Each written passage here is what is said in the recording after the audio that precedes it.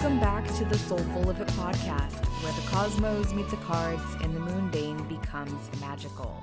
I'm your guide, Carrie Raquel, and in this episode, we'll enter the eclipse portal together, covering the astrological transits and tarot for the second half of February 2026.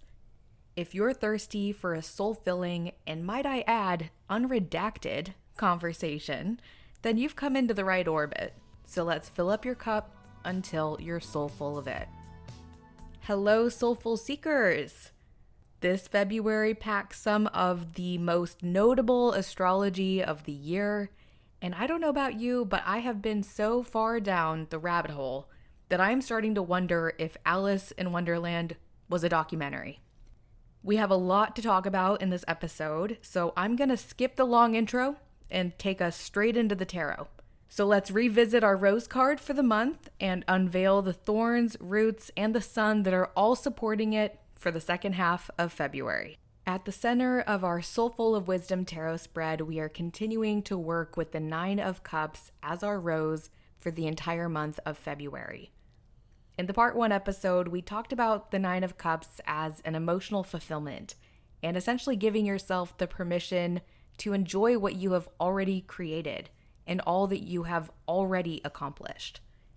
Now, as we move through eclipse season and we shift into Pisces territory, things are getting deeper, and the question at hand is what actually satisfies you? The Nine of Cups asks us to re-examine our desires and to consider if what we're reaching for nourishes the soul or if it's just another distraction. In the second half of February, we're encouraged to step further into alignment, choosing pleasures, paths, and people that feel authentic to who we really are, rather than numbing or performative to check a box that's more hollow than it is helpful. Then, for our thorns, we have the Six of Wands.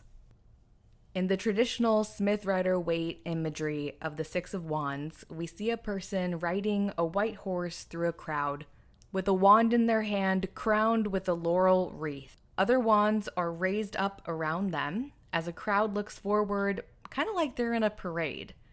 This is a card of victory, visibility, and public acknowledgement. However, it's a little different as our thorns, as the Six of Wands draws our attention to validation and what our relationship is with it. During eclipse season, when narratives collapse, this card can reveal when a win looks good from the outside, but it doesn't feel quite as satisfying on the inside. It poses the question of, are you performing for anyone right now? The Six of Wands as our thorns, it's a gentle challenge to us to detach from the need to be seen as good, right, or worthy of praise, and instead to ask whether we've given ourselves our own blessing to go down the path that we feel most aligned with, that serves our deeper fulfillment over anyone else's congratulations. Then, for our basis or root, we see Justice, who sits at the foundation of this spread, grounding everything in truth, accountability, and balance. Justice is depicted as a figure seated between two pillars, holding a sword upright in one hand and scales in the other. The sword represents both clarity and consequence, and the scales symbolize fairness and discernment. This is a card that sees clearly, without distortion, and without fantasy. At the root, justice tells us that there are more karmic threads at play, and that choices made or avoided are now required to be acknowledged. Justice doesn't punish, but it does correct, which can kind of feel like punishment sometimes. It reminds us that alignment requires honesty, especially with ourselves. This card asks us to get real about where we've been compromising our values or bending our truths to maintain comfort or approval. Justice anchors us back into our integrity, not moral perfection, but personal responsibility, taking ownership of the power to course correct and to choose differently moving forward. At last, we have the Three of Wands as our sun or guidance. In the Smith Rider-Waite imagery of the Three of Wands, a figure stands at the edge of a cliff, gazing out over a scenic view of mountains and a body of water. 3 wands are planted firmly in the ground around him as he has one hand gripping a wand. This is a card of foresight, expansion, and anticipation. It's the moment after the decision has been made, but before you've arrived at the destination. As our guiding light, the 3 of Wands invites us to look forward with intention rather than impulse, to keep working towards expanding our understanding of the world and our abilities to move through it, knowing that while we still have much to learn, there is no rush to learn it all. Here, guidance comes through patience and perspective. You don't need all the answers right now. You just need to remain open to what's on the horizon without trying to control how or when it arrives. These cards together speak to how fulfillment deepens when we release the need to be witnessed, when we choose integrity over illusion, and when we trust the timing of what's unfolding. This is a time of recalibrating and honoring what truly satisfies you, walking away from hollow victories and holding steady as the next adventure begins to reveal itself. There's no need to rush what is already on its way. Let the universe surprise you. And with that wisdom guiding us, let's chat transits. But first, I want to talk about the Lunar New Year, which is on the 17th of February, when we're going to welcome the year of the Fire Horse. Fire as an element is, of course, very activating, and it can bring great passion as well as increased volatility. It can be wildly creative or wildly destructive. The horse is a symbol of movement, freedom, and being untamed. Previous years of the horse include 2014, 2002, 1990, 1978, 1966, 1954, and 1942. Of those years that I just listed, the last year that we had a fire horse was in 1966. That was a year of major cultural transformation. It was the year that the Black Panther Party was formed, as well as the National Organization of Women. So we really saw this big rise in civil rights activism, second wave feminism, and a growing resistance against the Vietnam War. It was also the year that we had our Miranda rights established through the Miranda v. Arizona Supreme Court case. Anything you say can and will be used against you in a court of law. It's that whole blurb. So when we're thinking of what's likely to unfold this year, another year of the fire horse, we can expect similar upheaval, resistance, protest, and I think we'll also see major social, political, cultural, and economic changes, which of course we are already beginning to see. So it's going to be interesting and absolutely anything but boring. Now, on the same day that we celebrate the Lunar New Year, we also have our first eclipse of the year, which begins a new cycle as we're getting ready to shift into the Aquarius Leo eclipses, as the nodes will shift in a few months' time. Eclipses are doorways of destiny and catalysts of change. They activate fated events, most of which tend to be quite unexpected. All eclipses occur in cycles, and a full eclipse cycle is 18 and a half years. And the halfway point of that, so every 9 years, brings up the reverse nodal eclipse.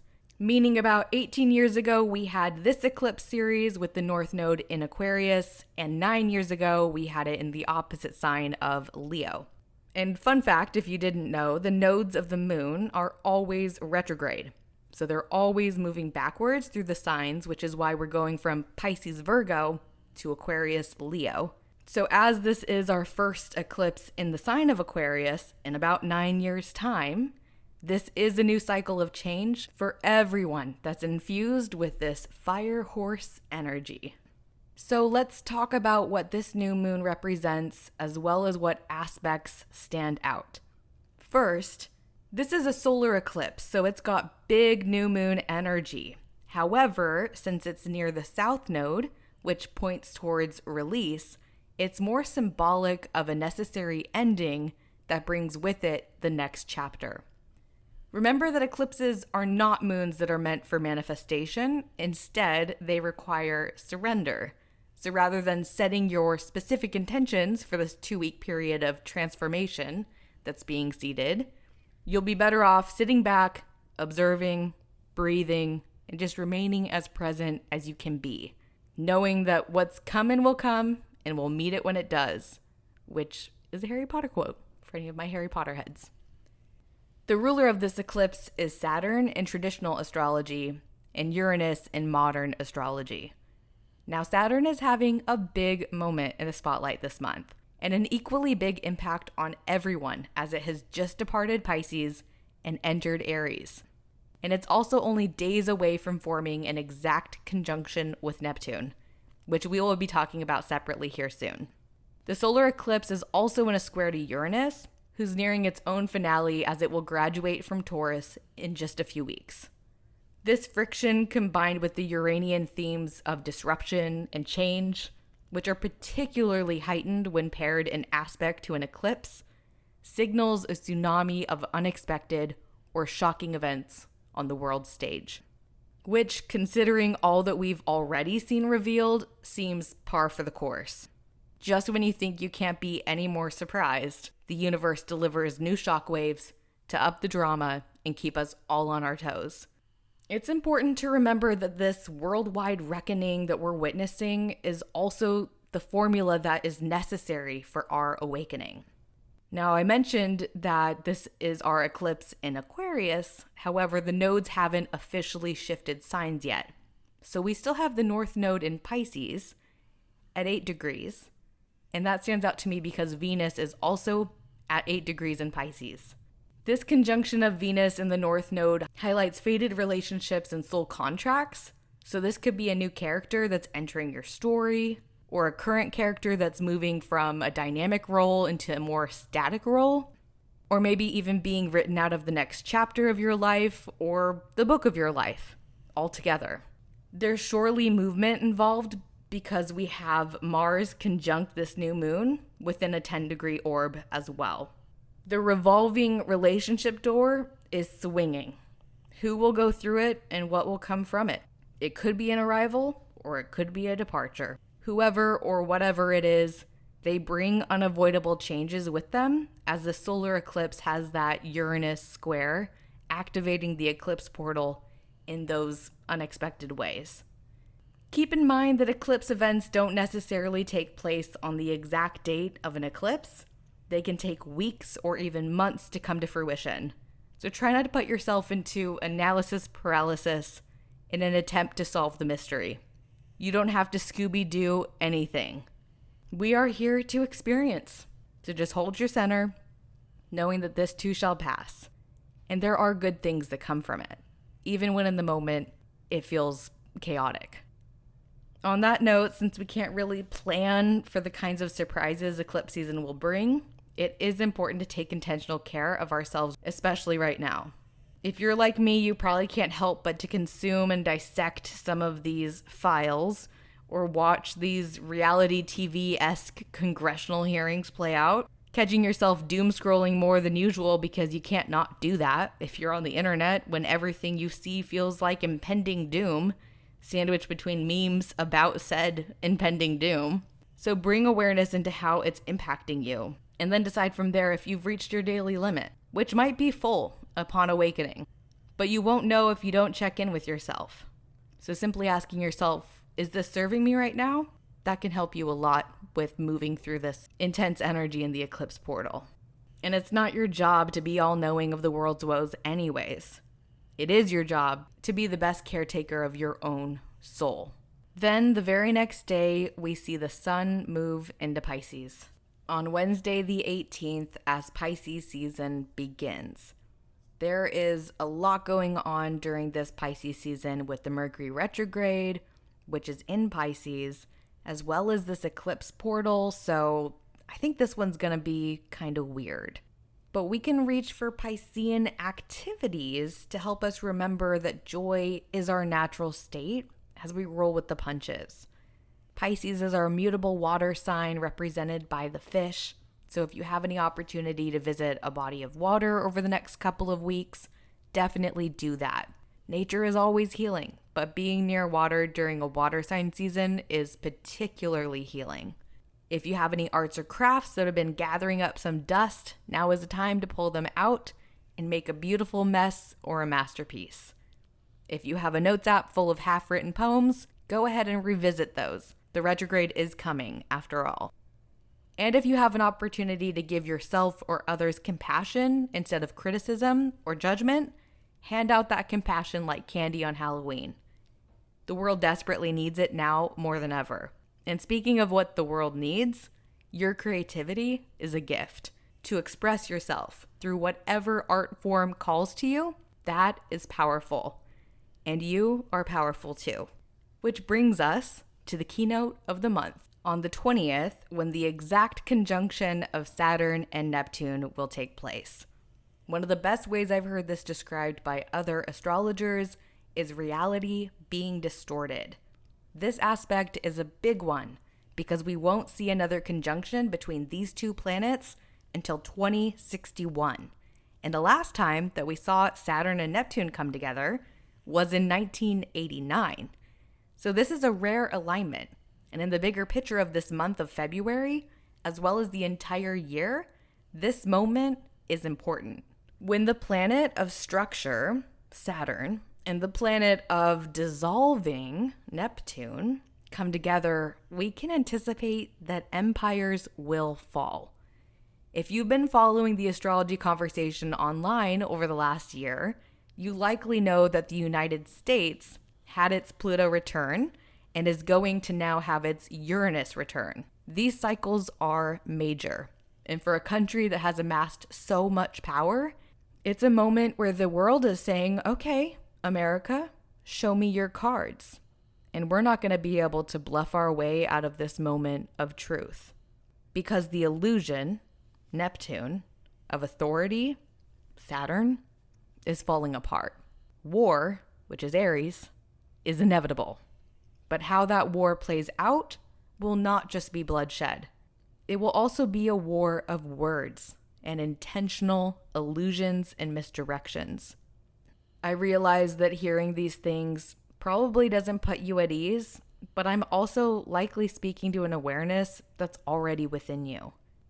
In order to create a better world, we must allow the old world to die. That's why it feels like everything is ending. Because it is. But simultaneously, everything is also beginning. There's just so much fog that it's been really confusing. And that's the Neptunian energy of it all. This is a cultural renaissance that has been building and hasn't peaked yet. The Saturn-Uranus conjunction is like one really big, really bright firework in the sky that the whole world can see and that we all know points towards some bigger change that is coming. Because this is happening in Aries, which is the sign of I am, and at the 0 degree point, which is known as the world point, it signifies like the ultimate beginning. What we do individually matters just as much as what we do collectively. That's also Pluto and Aquarius waving at us. My best piece of advice, especially for fellow Americans, is to remember that united we stand, divided we fall. It really isn't left versus right, and it never was. It's everyone versus the elites who have controlled our perception of reality for far too long. We're kind of past the eat the rich moment, and we're at the, what did I hear the other day? Delete the elite, which sounds violent. I'm not encouraging violence, but I am saying that karma is real, and no amount of money can buy anyone's way into heaven. Which is probably why these sick satanic pedos are trying to genetically engineer a way for them to live forever. Because the alternative is inevitable. You can't be satanic and not meet Satan one day. Right? Just me? Okay, what a way to wrap up that topic. Now let's talk about something a little bit lighter. On Sunday, the 22nd, Venus is going to form a trine to Jupiter, and this is a really beautiful aspect because Venus is exalted in Pisces and Jupiter is also exalted in Cancer. Translation: these two planets are in signs that help them express their attributes and influence freely. And these two planets are also the most benefic in nature. So I just wanted to flag this date as one to look forward to because we need things to look forward to. This weekend in February, it's going to be the sweetest energy. So if you're wanting to plan on going on a date, and even if that's not at all on your mind, this would be a great weekend to take yourself on a date. Maybe do something Piscean. Listen to a nostalgic album or watercolor or something creative and fun that reminds you that everything is temporary and you deserve to feel good, even as towers are falling in the background. Then on Wednesday the 25th, we have our first Mercury retrograde of the year, and it's gonna be a messy one because Mercury is in its fall sign of Pisces, which is kind of like an extended game of Pictionary for the blind. Things are being said, but little or none of it is making any sense. This Mercury retrograde is just over 3 weeks long, like all the others, lasting until March 20th, and it will move through 22 degrees of Pisces back to 8 degrees of Pisces. So if you have any planets that are between 8 degrees and 22 degrees Pisces, or those same degrees for other mutable signs, Virgo, Gemini, Sagittarius, you're going to be feeling this retrograde the most intensely. Collectively, we'll likely continue to see intentional misdirections. Here in the US, I can imagine bad actors making political moves to bring about more confusion, to make the general public unsure of what is and what is not real, with the hopes that we will freeze or fall into apathy as a means of self-protection from all of the madness. We also might see someone come out and say one thing and then have to correct what they said and say something else that contradicts their original statement. Headlines between media outlets might even be claiming opposing takeaways from the same communications, interpreting the meaning in wildly different ways. I think we're going to see some form of, yeah, I said that, but what I meant was, and even then, it may not make sense to everyone what the hell is going on or what is actually being said. It's like reading about pizza and jerky and knowing on some level that you're not actually reading about pizza or about jerky. Fucking gross, I know. So how's that going to play out for us in our individual lives? It's going to bring confusion and miscommunication, but we control how we respond or if we engage with it at all. Are we curious? Do we assume positive intent? Or do we grab onto assumptions we have like armor against people we may not even be at war with? This is one of those watch what people do, don't just listen to what they say types of transits. Give people the benefit of the doubt and don't believe everything you read or think to be factual without further investigation or inquiry. Pisces is the sign of the dreamer.